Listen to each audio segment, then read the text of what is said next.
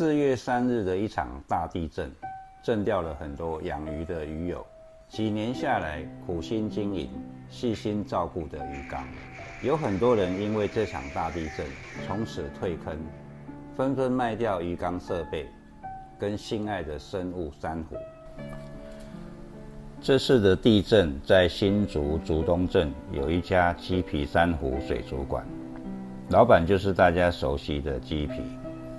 监视器录到了地震当下完整的影片，红到欧洲论坛了，一堆外国人还不知道台湾呢。店里面的摆设，如果不是影片这样转发，大家还不知道台湾竟然还有这么干净、宽敞、高级的水族馆。先来看一下这段震撼的影片。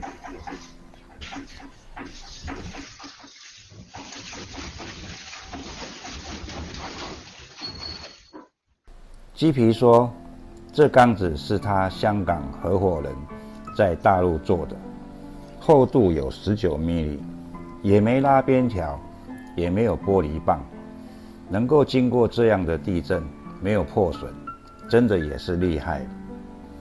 在台湾地震频繁的地区，到底能不能、该不该养鱼？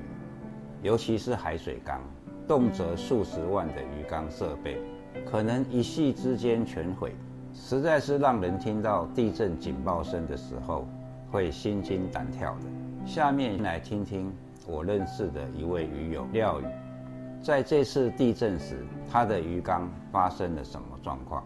再来看看我的鱼缸做了些什么改变跟补救。之前也有碰过地震，但是没有摇晃这么大。这次太大了，然后又加上我住17楼，摇晃的程度跟花莲有得比了。这次地震让我的缸子损失惨重，那之前地震晃的小小力而已，所以也不会跑出来。因为我也没有边条，我的造景都是活石叠起来的，所以整个都垮掉。每个精品米粉全部都掉下来，然后损失了4、5颗。这个缸子的电器设备啊，那些都放在鱼缸的旁边而已，没有特别去遮挡。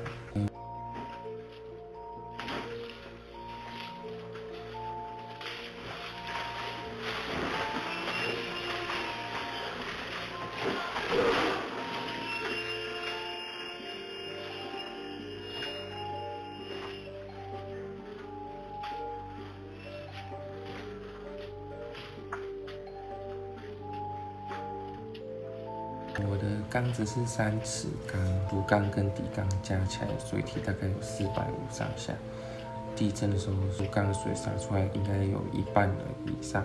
房子地啊、客厅连到客厅区，整理了2个多小时才完全整理好。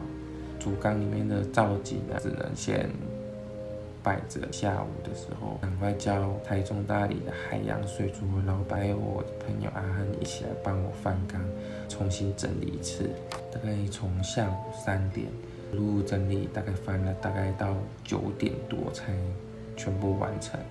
还有我的底缸的一些体设备全部都更新过，一个大翻缸，然后全部更新过的意思。这一次地震的经验，如果要养海水，不管养海水还是淡水，你的缸子一定要拉边条。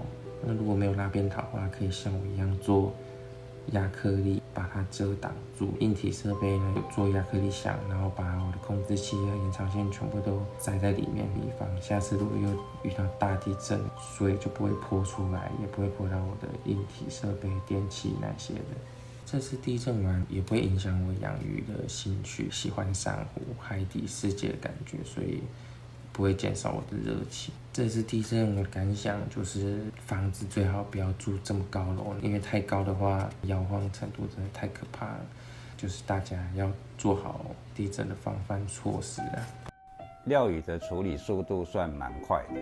我的鱼缸造景虽然没有全款，但是却用了我2天的时间，才把它全部修整完成。地震发生的时候，因为太紧急了，所以我没有记录下来。我鱼缸只有左边用堆叠的造景垮下来，这地方有部分硬骨，下面就是米粉，还好发生之后，我及时挪开石头，把米粉挪到安全的地方，只折损了一些硬骨，但是这个硬骨上面整块用粘的造景，只是简单的跨在这个纽扣衫的上面。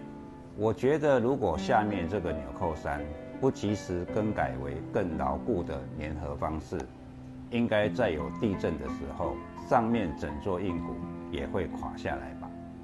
所以我用了2天的时间，再做了一个更稳固的纽扣衫。现在要进行乾坤大挪移了。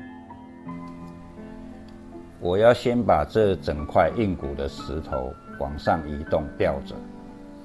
之前玩四驱车的时候，买了一整捆马达用的气包线，用到现在还剩一大半。只要吊着这整块硬骨，我就可以轻松的把下面的纽扣衫整块拿出来了。这个纽扣衫的活石其实是一整块锥形的活石，但是因为顶端是尖的，在平常靠着凹凸不平的石头下并没有什么问题，但是如果大摇晃可能会很惨。新做的这个造景石下面有刻意的镂空，让水流可以通过。